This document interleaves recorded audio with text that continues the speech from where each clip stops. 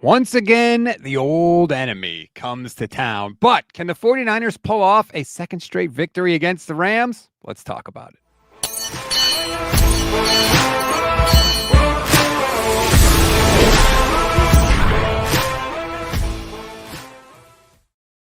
What is good, everybody? Welcome to another Gold Standard podcast, part of the Pro Football Insiders. I am Rob Stats Guerrera, here with a very special guest. Johnny Dell is off today, so we don't have our film breakdown, but don't worry, we got you covered because instead of Johnny, we have Jake Ellenbogen, the number one most trustworthy Rams content creator anywhere. What's up, Jake?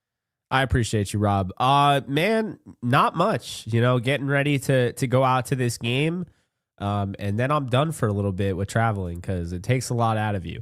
But no, I'm excited. I was at I'm sure you knew that by now, but I was at the previous game, and yeah, that I felt every inch of that heartbreak. So no, I'm excited for this one. It's two really good teams. I think they're both top 10.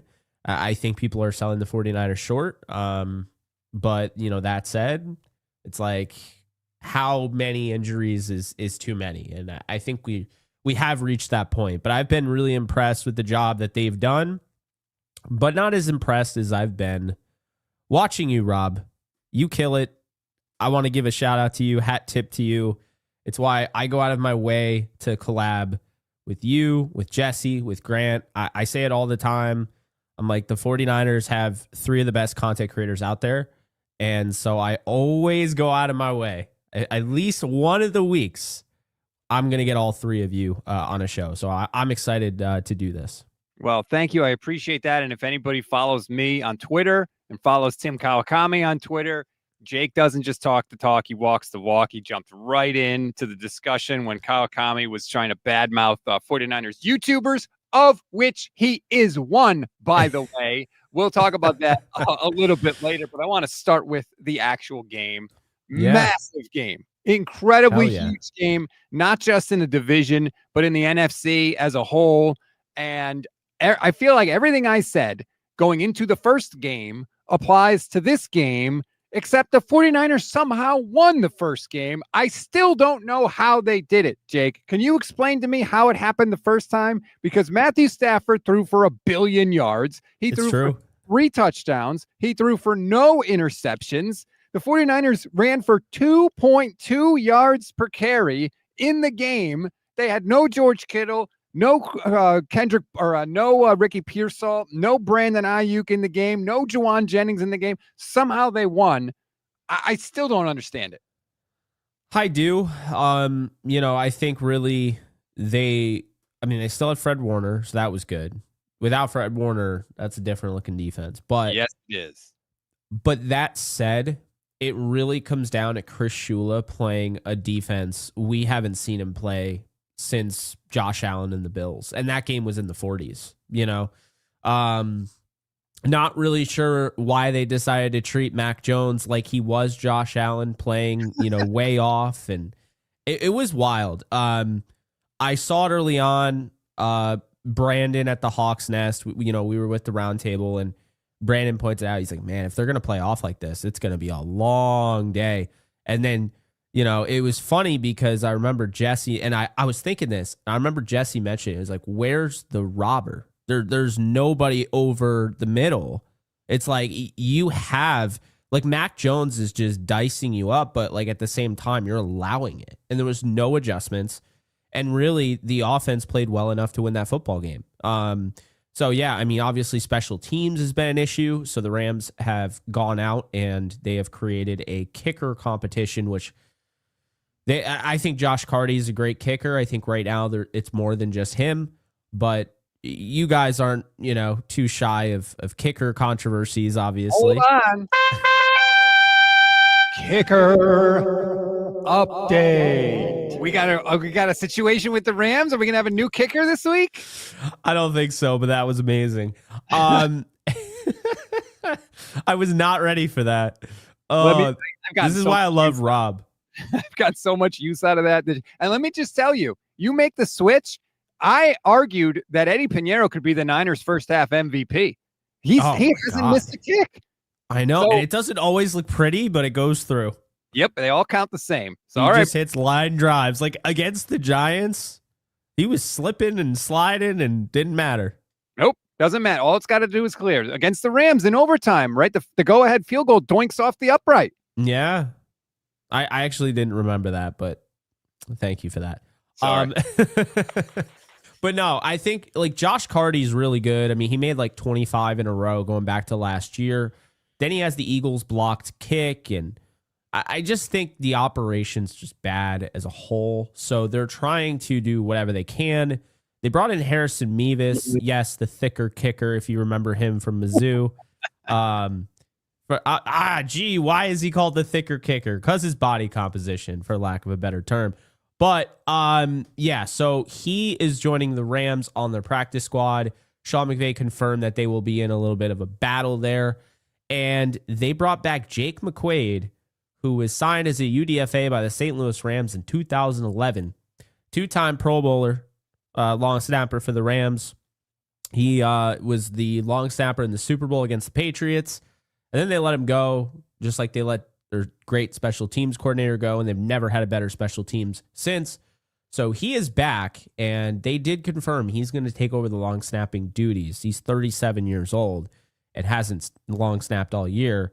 And I mean, if they want to, go for the jugular there, like doing things that are just wild, Harrison Mevis has never kicked in the NFL.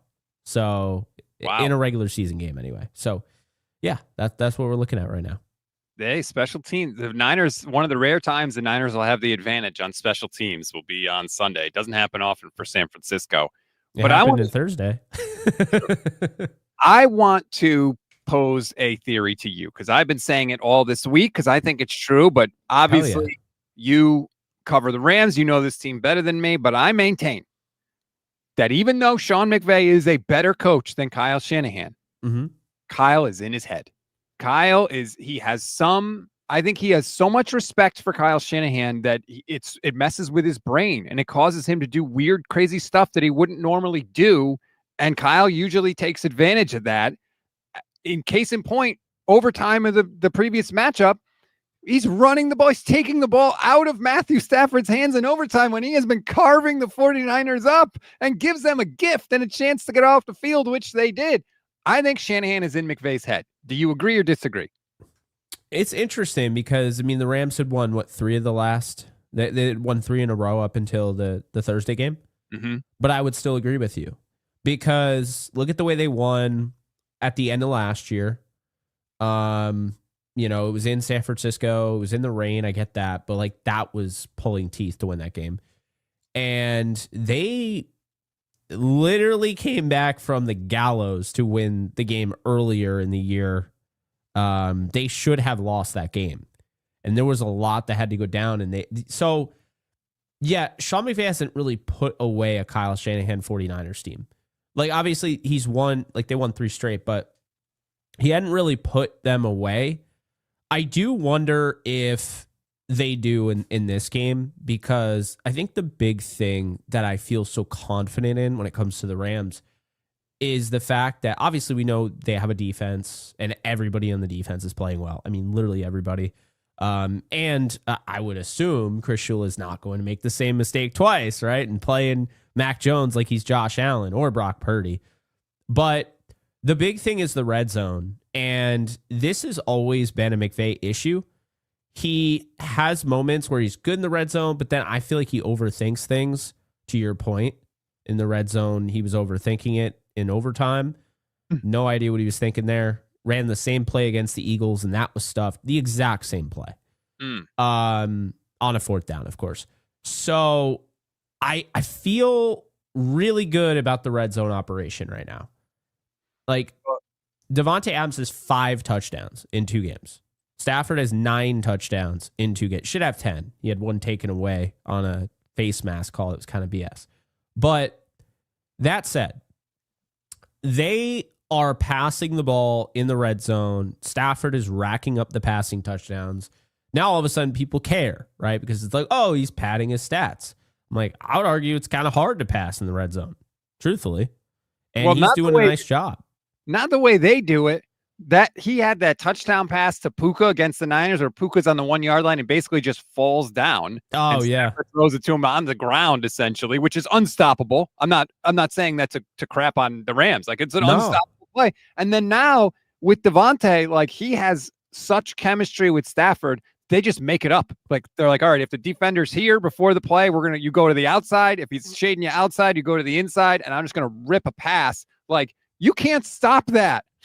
Yeah. And guess what, Rob? They didn't have that in week 5. They didn't.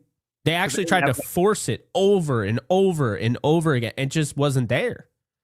And it's funny because, like, Tutu Atwell was a huge contributor, in that game. And Tutu Atwell is going to be out for this one. And we keep talking about, maybe we're going to see Konate Mumfield, and we're going to see Xavier Smith, and we're going to see Jordan Whittington. And really, it's just been effort from the tight ends, effort from the running backs, obviously Puka Nacua, obviously Devontae Adams. So it's really interesting. Rob, they've started to go with more of a 13 personnel look, and it's completely changed this offense. And they did that when Nacua went down. So I said it was a blessing in disguise when Nacua went down, because it gave him like kind of a breather. They were overusing him and forced McVay to use other guys.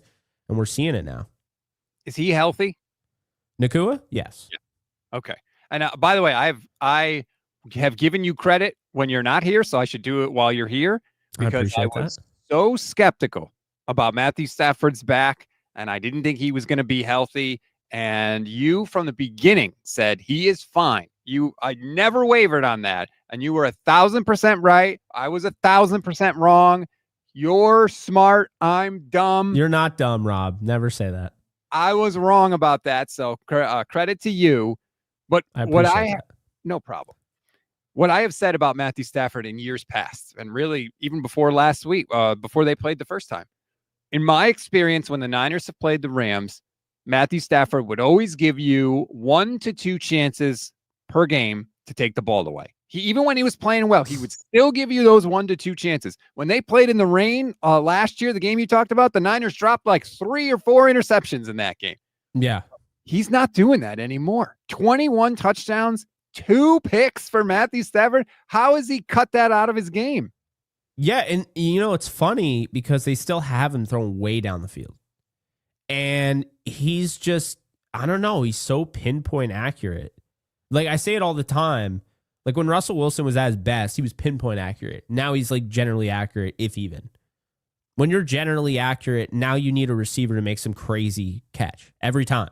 When you're pinpoint accurate, it's right where it needs to be. And sometimes, like, Puka Nacua is going to have to make a catch that you literally can't replicate in a video game. And that happens. But for the most part, Stafford puts it where it needs to be, I'd say 97% of the time. It just feels that way. He's just... This is the best Stafford's ever been. And this, I will say this, because I said it all during the offseason. And you actually, you quote tweeted it and had some fun. This is the best iteration of a Rams Sean McVay team, period. And it doesn't have an Aaron Donald, and it doesn't have the Andrew Whitworth, but it's the depth. That is why this team is so good. They're so deep. They don't have their number 1 corner right now. I mean, obviously, I'd love to have him. The guy's jersey in the back there. But they don't have him. They have had, constant, Tutu Atwell here and whatever. But I think they've just done a really nice job of just staying the course. And like Emmanuel Forbes, a guy that was just tossed away by the Commanders, they got him for the future, not just last year, but they want him for this year and the next year. And so Forbes just coming off his best game of his career. I know it was the Saints. I don't really care it was the Saints. He's been one of the better corners the last, I think, 4 weeks it was. He's one of the highest rated PFF, and then Darius Williams is playing at a high level. He missed last week. He's going to be back for this week. So that's the thing. It's like not just the Staffords. It's not just the Devontae Adams. It's not just Kyron Williams. It's also like Terrence Ferguson, your 2nd-round pick who, he's going to be inactive for like every game. And then all of a sudden he's not. And now he just catches everything. He caught that crazy 3rd down conversion against the Niners on Thursday Night Football. I think that was his first catch of his career, which was just wild to see. Don't So, like hearing that. None of that yeah, sounds good to me, Jake. sorry. Just laying that out there. Marcus Lionheart says, Rob, you completely missed my chats, but more importantly, my golden super chat yesterday. You're typically really good at seeing everyone's, but it seemed like it was a banally chat day. So first of all, I apologize, Marcus. I really didn't see it. I really do try to do my best to get everybody's chats in, and obviously the super chats, of course, we appreciate those as well. So that's my fault. If you tell me how much it was, I'll give it back to you. I'm not trying to take anybody's money here. I just missed it, and I'm sorry. I'll try to do better. So apologies there, but we do appreciate you, all the YouTube channel members, everybody. Thank you very much. Let me ask you, Jake, what scares you about this matchup with the 49ers? Is there anything about the 49ers that scares you? Not really. That's a long pause. I was trying to think of something. It's not that I don't respect this team, but like, for instance, I think Seattle's the second best team in football. Am I scared of Seattle? No, because I do think the Rams are the best team. And really, the Rams, in my opinion, have shot themselves in the foot more than other teams have beaten them. And like, I do believe they should be undefeated. I believe that they shot themselves in the foot against the 49ers, although I think the Niners outplayed the Rams way more than the Eagles did. The Eagles did not deserve that game. That was a Rams shooting themselves in the foot all day long. And so, I mean, George Kittle, like, that's the thing. I mean, George Kittle, I love George Kittle. I think he's fantastic. But, like, you just get to the point where it's like, who really... You don't have an A.J. Brown, a Drake London on the outside that can really be a mismatch to the corners. So, I don't know. I don't really think anybody scares me. I mean, Fred Warner takes away a lot of the things that you want to do. I think he's a big reason why, like, Nakua had, like, a quiet 10-catch, 80-yard performance. That's considered quiet with Nakua, you know? But I feel... like that's what I would say. I mean, if I was going to say anybody, but right now it just doesn't feel like the pass rush is where it needs to be going up against this team. And if you like, I hear all the time, oh, just blitz Stafford. Have you seen his numbers against the blitz? No, have you seen him? By all means, Robert Saleh, if you want to blitz Stafford, go right ahead and do it. Right ahead. That is not, well, first of all, what we've seen with the 49ers blitz is even when they do blitz, it doesn't get home. So you're blitzing, it's not going to get home, and you're going to make it easier for him to throw against your secondary, which has its own problems. So as scary as it is for me, I don't think they should blitz. They're going to depend a lot on Bryce Huff, who should be back for this game, to try and cause something, because other than that, they don't have anybody. They don't have anybody that can make any quarterback uncomfortable, let alone a quarterback that's playing as well as Matthew Stafford is right now. Yeah. My sort of path to victory for the Niners is you sort of have to do what the Texans did to the Niners a couple of weeks ago. The Niners offense has to just have these 10, 12, 14 play drives and just methodically go down the field. You don't need explosive plays. You almost don't want them because you want to hold the ball. You have to protect your defense because the defense is not going to be able to stop Matthew Stafford, 9, 10 times there. It's just not going to happen. So you need to protect your defense. You need to control the ball. You need to go for it on 4th and short, no matter where you are, Kyle Shanahan. And you have to do it that way and hope that you could sort of shorten the game. Because if not, I just don't know how this defense, with no Bosa and no Warner and no Michael Williams, is going to be able to slow down the Rams offense, at least this iteration of it. Yeah. Now we've used iteration in a sentence twice. Yeah. Well, it's a valuable word. It's a great word. Everybody should pick it up in their vocabulary. Iteration's a great word. Use it. So can I change let me just put a 49er jersey on you for 1 second. No, let's not ever do that. If I was going to ask you how the 49ers should attack the Rams, how would they do that?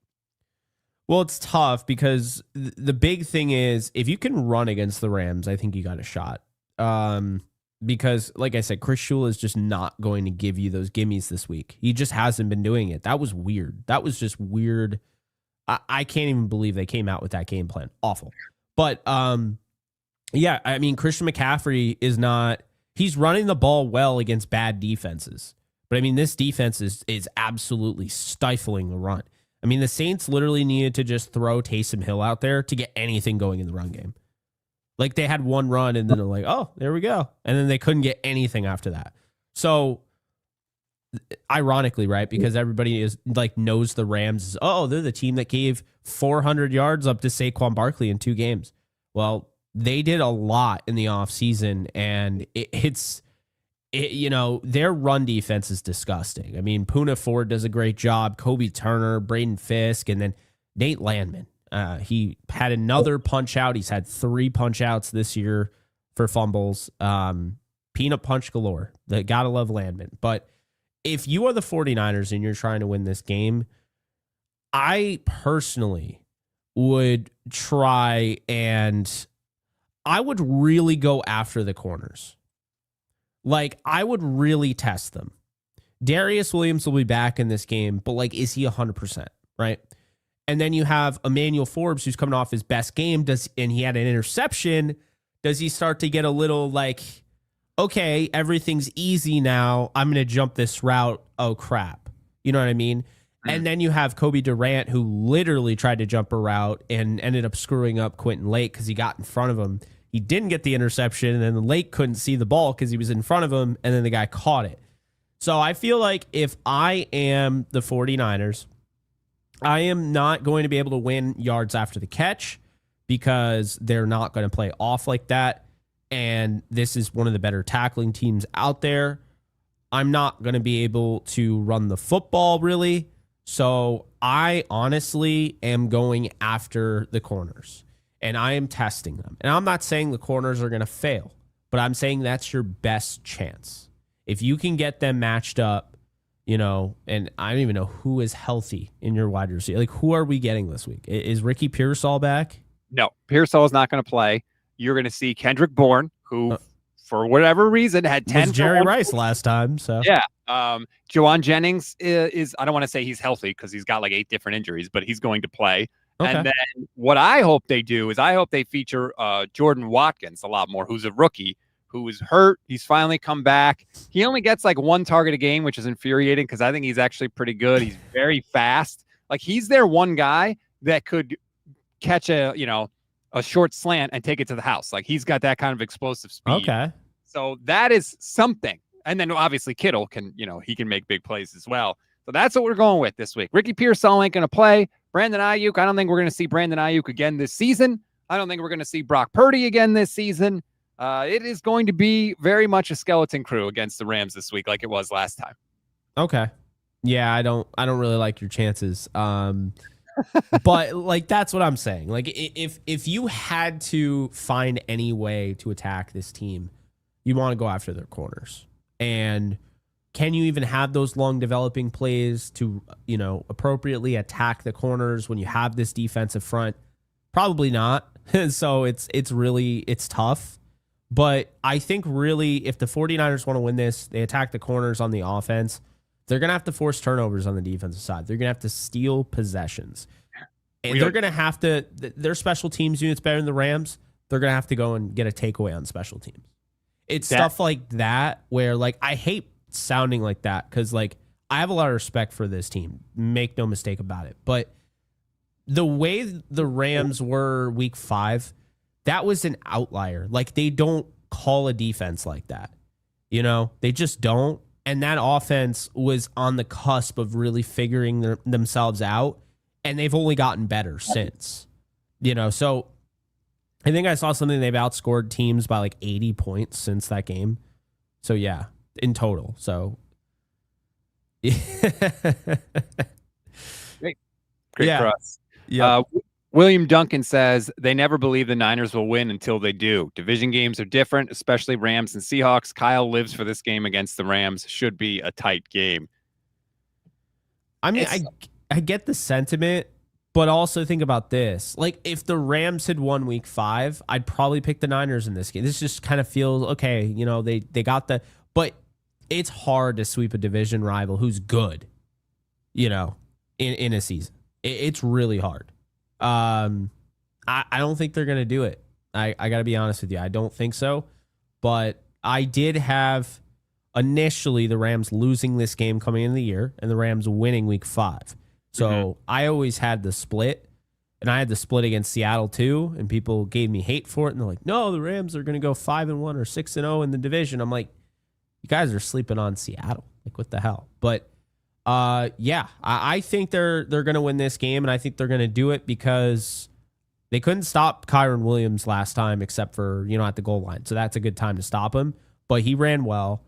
And also just the way they used him in the passing game. That was interesting as well. So yeah. I don't know. I think they're going to stop Christian McCaffrey. Is Purdy going to play? No. Okay. Well, there you go. Now you have a real shot. Because I think if Purdy played, he'd throw 3 picks against this defense. Look, Mac was incredible at protecting the ball in that game. But like you said, it was a lot of like easy kind of gimme throws that were just right there over the middle. So he didn't really force anything. They kind of did make it easy on him. He threw the ball 49 times, in that game for 342 yards with 2 touchdowns and no picks. How about between Stafford and Mac Jones? There was 96 passes in the game. That game was insane to be in attendance for that game. Like, and I'm watching Jesse's reaction when like Stafford's just uncorking one to Tutu Atwell. God, when he drops back and spins, he knows exactly where he's going with the ball, but he spins just to give himself another couple minutes or a couple seconds. Ridiculous. And then just rips it down the field. It's like, who is completing that throw? Like it's just wild to me. Like that. There was one this past week where he did like a back juke. I'm like, and you're supposed to tell me that this guy is close to retirement? 37 years old. He's still ripping the ball. Some guys just have the arm where like it just never leaves them. Other stuff leaves, their willingness to get hit, their body maybe does, breaks down over time. Yeah. But the arm is good. You know who still has a good arm? Joe Flacco. Yeah. Because people forget, he had a rocket arm coming out of Delaware, and that never left. So he can manipulate defenses, and he can throw but I'll tell you right now, Stafford, I mean, he's been doing it his whole career, and I'm not even going to say he's finally getting credit, because as soon as I say that, then it's like there's another dude that has some crazy game, and then all of a sudden he's getting the credit. But yeah, right now, I think the best chance the 49ers have is for Mac Jones to play, because Mac Jones is going to take better care of the football than Brock Purdy. I just think in the past, Rams defenses would bite on Brock Purdy. This year, no. Like I saw something, they haven't allowed a 3rd and 12 to be converted, 3rd and 12 plus. Like, yeah, Kyle mentioned that in his press conference yesterday. Yeah, that's crazy. So there you go. We've got a super chat from Foot who says, I watched Jake on the roundtable. Refreshing to hear your takes. Purdy, as someone who isn't a fan, reminds me I'm not crazy to think he isn't the answer. I'm like stunned. Thank you, Foot. It was, we got to sign Purdy. We got to sign. Like the overwhelming sentiment was we have to sign Purdy. And then he signed, and Mac Jones comes in and plays. And now everyone's like, I can't believe we signed Purdy. I was like, where were all you people, 6 months ago before he got paid? Now, there were some, I think Jesse was skeptical of it. Jesse was very skeptical of it. I feel like many more people were like, pay him. And now all of a sudden they're like, we shouldn't have paid him because Mac Jones is here. And I'll just say this. Before Mac Jones had 2 touchdowns and no picks against the Giants, even though he should have had a pick, but they called it a fumble. In his last 5 starts, he had 5 touchdowns and 5 picks. So he had not really done that good of a job of taking care of the ball either. Now, he did against the Giants. He had only the 1 turnover, like I said. But that is job number 1 for the Niners. Like, you cannot turn the football over. Yeah, no, you can't. It's not just winning the matchup. It's you can't have any, and you need to force some, like you said. Yeah, and that makes it really tough. And that's what happens. Like, these teams, when they lose their players, they're still good enough to steal games. These are still NFL level players. But you literally have to have everything go right. And if anything goes wrong, a team that has as many injuries as the Niners, it's going to make it damn near impossible to win. It's going to narrow the path to victory for sure. Quinn says, YouTube channel member, I'll be more shocked if this is a blowout either way. I'm expecting a close game. You're right about the special teams. I should have mentioned that. somehow, I'm not really sure how this is happening, but Brian Robinson has turned into a good kick returner for the 49ers. He had a 40-yard return last week. He had a long kick return the week before. I don't get it because it's like it's happening in slow motion because he is not a fast human being, but somehow they've been able to do it. The Niners actually have one of the best starting field positions in the NFL. Unfortunately, they also allow the worst starting field position in the NFL. So they're basically anybody on kickoffs gets good returns against the 49ers, and the Niners return it well too. But they may have to do some things on special teams. And I keep pointing it out. Kyle Shanahan has never called a fake punt in 9 years. Not one. He has never called one. They ran one time, but it got called back due to penalty, but that was just the punter doing it on his own. Kyle has never called one. If you were ever going to do it, this might be the game for it. Yeah. You pull out all the stops. It's like that team that's 3-11 and they know that only their diehard fans are watching. It's like, all right, yeah, let's give them a fake punt. Let's give them something to be happy about. And then you're celebrating. Yeah, I went through that with the St. Louis Rams, but you get the point. Yeah, I think it's I agree with you on that. I do. And back to the whole Brock Purdy thing, by the way. Mm-hmm. Where were you on that, by the way, with Brock Purdy? Did you want him paid? So at first I was, you can't pay this guy, but I talked to my friend RJ Ochoa, who kind of turned me around on it. And his point essentially was like, teams are able to get out of these contracts. And we saw it with Russell Wilson, and we've seen it with some other guys. They're not as much of a ball and chain as you think. And so once I kind of realized that and looked into it and saw that he was right, I was like, all right, let's do it. But I'm under no illusions that, Brock Purdy is a top 5 quarterback by any stretch of the imagination. There are some people out there that do believe that. Yeah, well, those people are not watching the other teams play football, I guess.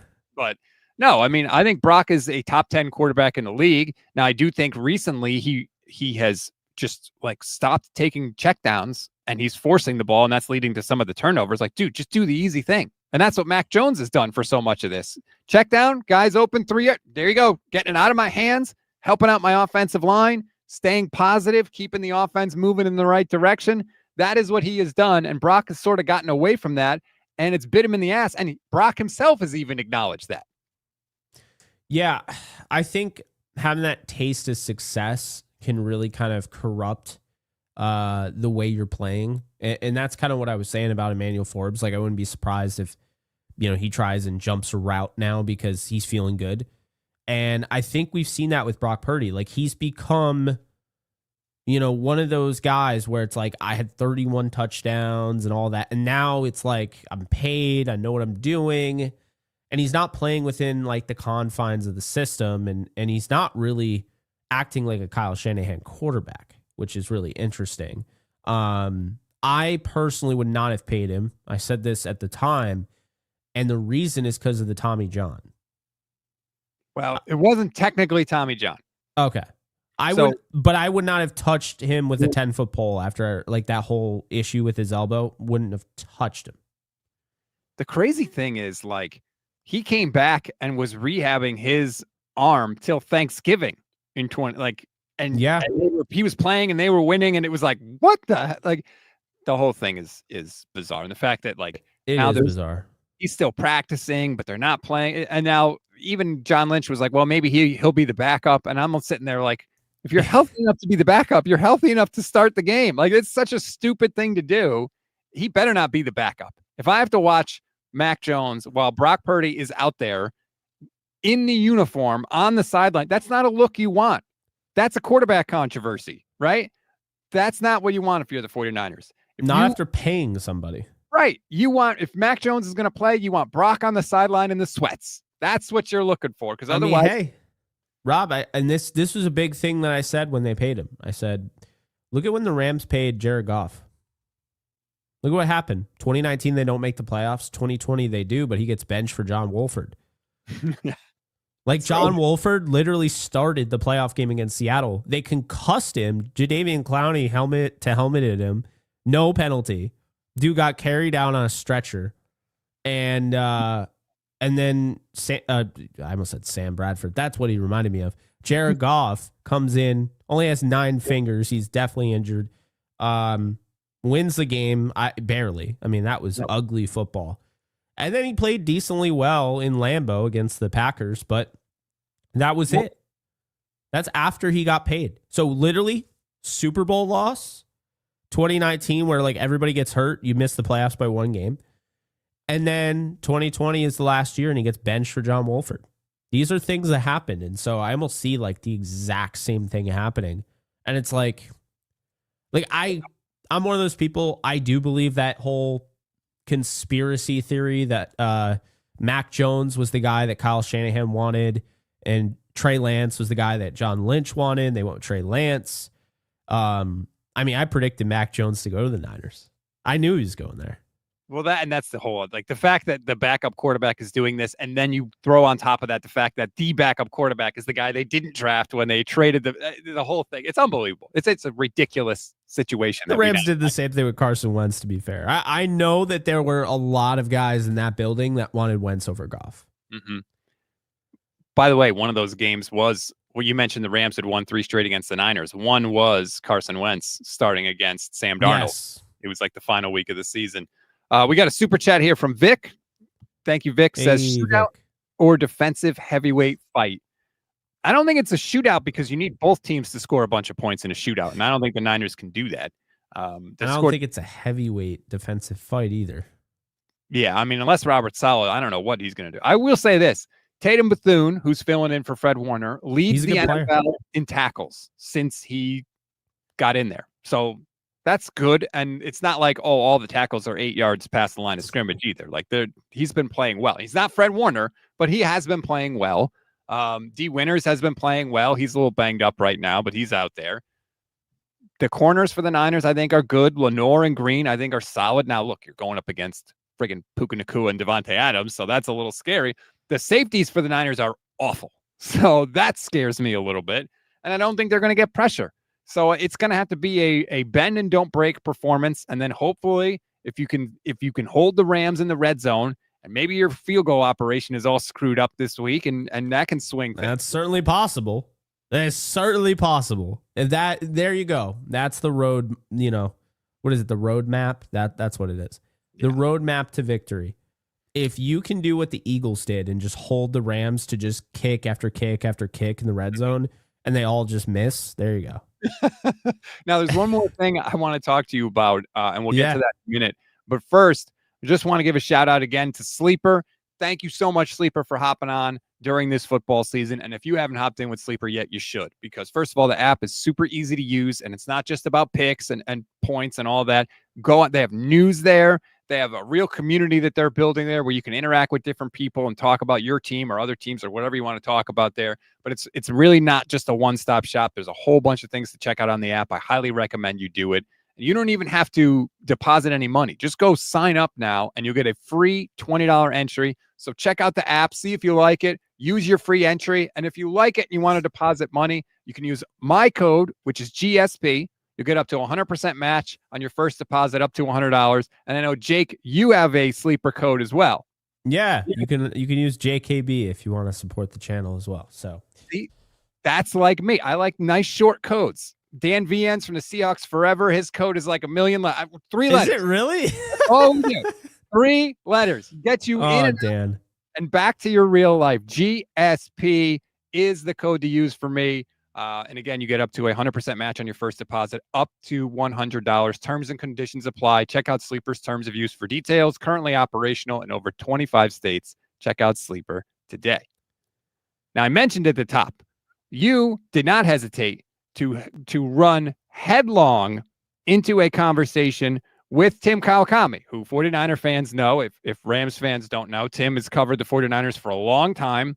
And sort of out of the blue, Tim starts bashing YouTubers, anybody that covers the team on YouTube, which is hilarious. And as I tweeted him, he has a show that is on YouTube with Matt Barrows. And Matt Mayoko, who's like the godfather of 49ers beat writers, has a YouTube channel that he started this year. And so he starts banging on YouTubers, and I'm sitting there like, hey, what the hell did we do? It is funny to me because we do a lot of the thing. Like, look, the idea that both worlds can exist, where you have the journalists and then you have the YouTubers, is just silly. It's just absolutely silly to me. Jordan Rodriguez covered the Rams. Now she's covering the NFL. Like, I know Jordan. Jordan was always supportive of me. Never once made me feel any type of way, right? And she would go on my show. She'd go on other people's shows. Like, I mean, Jordan is one of the best reporters ever. Yes. So let's just be honest here. She was clearly on another level, and she never viewed herself as better than anybody else. And I think just, really, it's gotten to this point where it's 2025, and I feel like print media, not everybody, but there are still people out there that don't quite realize the impact we have on this whole football society, because we are TV shows. People are watching this on their TV right now. We have plenty of people watching, and I know at least one person is watching this on either a Roku app or an Apple TV, using the YouTube app. I know that is what's happening right now. So just this idea, like garbage click heaven YouTubers, which I've never heard anything like that before. That was such a wild thing. I will always go to bat for people that work their ass off. And that's my thing, because I work really hard. And I typically only surround myself with people who work as hard as I do or harder than I do, which I can't find many of those people, but I know they exist. So that said, I will always go to bat for people like Rob, people like Jesse, people like Grant. I mean, the list goes on. You mentioned Dan, Brandon from the Hawks Nest, Mike, AZ Sports Fan. I know how much work goes into this. And I feel like a lot of people don't. And it's one thing to have an opinion. Everybody has an opinion. But it's another to just outright bash people. And to your point, he's got a YouTube show. That's the funniest thing of it all. Is right. Like, so are you a YouTuber? Are you not a YouTuber? And the last thing I'll say, it's a lot easier to be part of a media platform and have that backing and create something through them than having to do it on your own. So, this gold standard, that's you. I have JE Live, I have Downtown Rams, I have some other things. That's me. Like, it is way harder to go out on your own. Don't think for a second either that Rob and I haven't been asked to do other things. I know for a fact, like, I've been asked to be a part of different networks and whatnot. I wanted to go about this on my own. Now I have the NFC West Roundtable, but that was after I had already kind of established what I had. So yeah, I think that's kind of the thing that needs to be talked about more.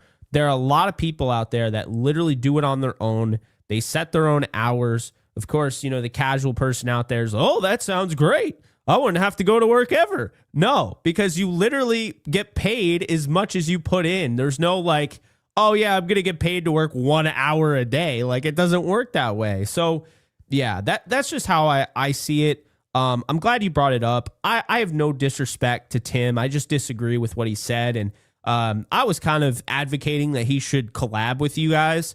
And I think we should see more of that. The way I see it is this. No offense to Tim Kawakami, but like Kurt Warner and Andrew Whitworth have been on my show. I got Quentin Lake during the bye week. Like, is Tim Kawakami too big to go on with Rob Guerrera? You know what I mean? Like, that's kind of my thing. Like, you really can kind of look at it like that. Like, I mean, I had George Kittle on before he became George Kittle. Okay. And I didn't have a podcast. I got him on a call recorder app on my phone out of Iowa. And I just DM'd him on Twitter and I was like, you have tape that is reminiscent of Michael Oher in The Blind Side. Like, it was insane watching him block. And he's like, thanks, man. Yeah, I'll come on your podcast. And then, like, there you go.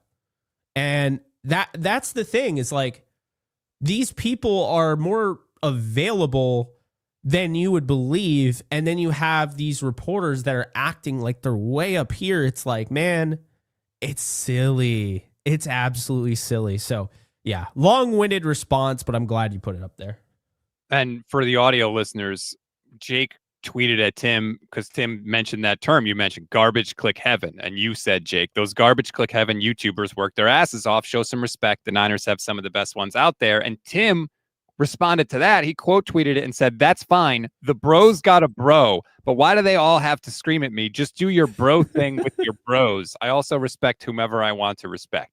That is the one that is just dripping with condescension for me, because it's like you just see somebody that's on YouTube and you automatically disparage them as if YouTube is like a new website, right? Like, hey, dude, it's not bad. It's not going anywhere. And not only that, but two of the biggest people that in my opinion, say things for clicks mostly are David Lombardi, who works with Tim at the San Francisco Standard, and Grant Cohen. Both of those guys are credentialed beat writers in the room with Tim. So you're going to accuse YouTubers of saying crap just for clicks when two of the biggest, in my opinion, that do it are in the room with you. So the whole thing was just maddening, and I thought it was incredibly disrespectful. And I think the real crux of the issue for Tim, the 60-year-old beat writer, is he doesn't like that YouTube has given people a platform, and he doesn't like that people have used that platform to gain the ear of 49er fans, because he thinks that only he and the beat writers should have that platform, and that we haven't earned it and they've earned it. And that's what he really doesn't like, that I could just start up my show, start the Gold Standard Network, and have 49er fans listen to me. Not a lot, but some. And I don't think that he likes that. I think he thinks it's, I don't know, unfair, I guess, or that we didn't earn it. Well, you said it perfectly. They went to college and all of that for this. They put in their work. They interned. And now they're seeing it as, oh, this is like a get out of jail free card. I mean, I'm a college dropout out of a community college. I literally, you know what I mean? I was working at a grocery store and managing like commercial trucking and tolling. You know what I mean? Like, that's what I was doing. But while I was doing that, and this is the story that's never told, you know, when people just shoot up to the top or they have any sort of success, it's like, oh, that happened overnight. It's like, you don't know what happened behind the scenes. Like the nights that I would literally go from my trucking, you know, truck tolling job to then I would go right to the grocery store until midnight. And then I would literally write, this is before I did any video or anything, I would write for 4 hours on my downtownrams.com site. Every single, that would like lather, rinse, repeat. But the problem is my tolling job was at like 8 a.m. So I barely slept. So that's the thing, is that they kind of assume that like you cut corners, but in reality, I think it kind of evens out in the end. You could argue it's a little bit even more on the other side, but that's what it is, Rob. And it's not just reporters either. It's some of these teams that are set in their own ways, and it's why like it's been kind of difficult. Like I've gotten, you know, Rams on before, but I've never had like a really good rapport with Rams PR. And the way I always look at it like this is, I'm helping you. I'm a positive, you know, outlook on the Rams for the most part. And I mean, you guys don't really give us much to be negative about because it's been a really good team since McVay took over. But I'm a pretty positive dude, and it's like pulling teeth when in reality, PR is PR. Like I'm pushing the Rams. I'm putting out content during the dead period of the year. You know, work with me a little bit. I'm sure you know the same. But yeah, it is that kind of bias to like the old media. And then in addition to that, I think there's a lot of PR teams that haven't quite realized it's 2025. And like YouTube is a juggernaut now. I mean, just look, like The Herd is on YouTube, right? They put all of the TV shows on YouTube. Why is that, Rob?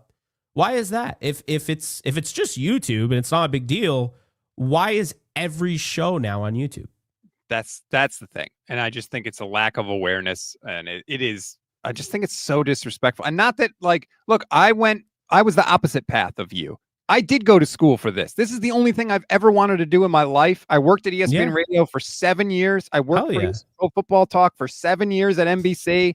And then I was at Niners Nation. And now I'm doing this on my own. Like, so I have put in the time, Tim, if that's your issue. Like, nobody's got a better sports media resume than me that does this. I promise you, nobody has a better one. They might have the same, but I'm up there with anybody. So I hate to pat myself on the back, but that's just the No, reality. do it. Let's go. Like, just to sit there and say, oh, YouTube bros and we got a bro. It's like, have you even taken the time to consume the content of everybody that's out there? Because I guarantee you Tim Kawakami hasn't done that. And that's what you're judging all of us, and you haven't even consumed our content. And that ticks me off a lot. The funniest thing about it is not everybody, but there are a lot of reporters that don't watch tape at all. They don't do the dirty work. They don't, I mean, they're not even up to date on like the PFF numbers, and those are easy to get. Like if you say big time throws, they're not putting that in their articles. I've seen them. Like they're reporting it like it's the 1980s. That's what they're doing. You know, it's frustrating because, and we've had to adapt. And on top of that, can you imagine like it like, you know, what I've been dealing with the NFL, because they've been copyright claiming like all my stuff. It's like, so I don't get paid for any of that, even though like 98% of it is my face on it. So just think about that, like in terms of, I know they're not necessarily having to use copyright content. I get that when they're writing articles, but think about that. Like if you put 4 to 8 hours into a piece of content and all the money that you made went to the NFL, $23 billion company. Like, you know what I mean? Like, so yeah.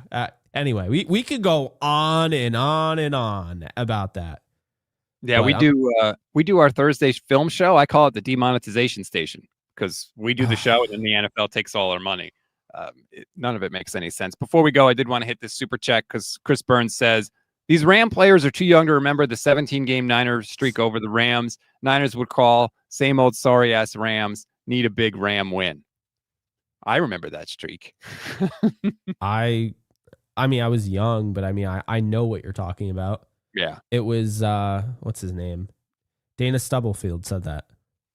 Same old Niners, same old sorry ass Rams. It's good line. You know, he went to Kansas, and I'm a big Kansas fan. I mean, I know that there were some things that happened with him, but we're just talking about the good things, right? Right. We're just talking about this specific line. Yeah. If the 49ers win this game, would you consider them a legitimate threat to win the NFC West? Well, absolutely. Because if they win this game, then they have the tiebreaker over the Rams head to head. And they would be closing in on the tiebreaker with the Seahawks. And they have another shot at the Cardinals. And their schedule's pretty easy. So, yeah, I think that they would definitely, you know, it would now all of a sudden become a 3-team race. I think a lot of us have kind of assumed, yeah, it's going to be like a 2-team race between the Rams and Seahawks. But if the 49ers do end up taking that tiebreaker over the Rams, well, it becomes a little interesting because the Rams have the 49ers, they have the Seattle Seahawks, and they have Tampa, and they have the Lions. The Panthers aren't half bad. You know what I mean? Like, so, and then they have to play the Cardinals twice, and the Cardinals are actually not that bad now because, well, let's talk about it. They finally know who their starting quarterback is. And it ain't Kyler Murray. He stinks. Yeah. He, you know, I have this weird feeling. I want this out on the record. I kind of have a feeling Kyler Murray is going to go play baseball. I don't know why, but I kind of feel it in my bones. We're just going to wake up one day and be like, Kyler Murray is going to play for the Oakland Athletics or whatever the hell, wherever the hell they are now. Like, I don't know why, but I'm starting to feel like that's what's going to happen. That would be crazy to just make that switch now. But yeah, in terms of the division, if the Niners win, obviously they're clearly in a good spot. If the Rams beat the Niners this week, do you think the Rams win the division? Oh, without a doubt. Yeah, I do. Even though, how have you guys not played any other NFC West team except that one game against the Niners? What the hell? Who made that schedule? Dude, the schedule is repulsive. They played 5 AFC teams all in the first half of the year. Ugh. All in the first 7 games? Texans, Titans, Colts, Ravens, Jags. It's insane. Yeah, the schedule's wild. Like, they play the Cardinals twice, like, you know, at the end of the year, and they play Seattle. And yeah, and then who's the genius that had 3 out of the 4 teams on a bye in the NFC West. Yeah, and the Niners are the only NFC West team that didn't get a bye that week, and then they lost. Yeah. Well, like when you're doing like the round table, it's like we only had one game to talk about. I mean, it's still our round table shows go long. It went over an hour, but we only have one game to talk about. It's pretty crazy when you think of it that way. I should read this super chat. Social Ram or SoCal Ram, excuse me, 88 says, I've seen this movie before. The monkey is on again. I don't know what that means. The monkey on the back? I don't agree. Oh. I think Kyle can get in McVay's head, but I don't think it's one of those things like where, you know, the Rams are held by the balls right now. Like, I don't think that at all. Because, I mean, if that was the case, they wouldn't have pushed into overtime. They wouldn't have shown the fight. So, yeah, I don't think that at all, personally. It's going to be a lot of fun. I hope it's not. The only thing that would surprise me is a blowout Niners victory. Because I think that would be surprising. Yes. I guess the Rams are due because they've had 2 heartbreakers at the end of games, but I just don't see the Rams. If the 49ers lost that Thursday night game, then I could see them winning this. I just don't see the Rams getting swept. That's where it's hard for me to see that. Are we going to get to a score prediction? Oh, okay. Well, I did predict that these 2 games would be split between the teams before the year began. Okay. I picked the Rams to win, a couple of weeks ago, and I was wrong. I'll pick the Rams to win again. I'll say 27-17 Rams. Okay, we're kind of thinking the same thing. I'm going to go 31-19 Rams. Even more points for the Rams. I see it. You're getting greedy. It's okay. No, well, I had 38-13 the last game, so. Ooh, okay. So No. So what happened was, and I'll explain.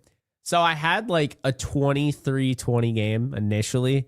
And then, of course, we had the roundtable event, and I'm around all these people, and I'm live, and I'm feeling it. And I don't drink, so there was no alcohol in me to do this. So I take full responsibility. I was like, it's going to be 38-13. Like, I just went crazy. And then, like, Jesse, who picked the Rams initially, changed it to the 49ers, and we had, like, a little bit of a fan bit.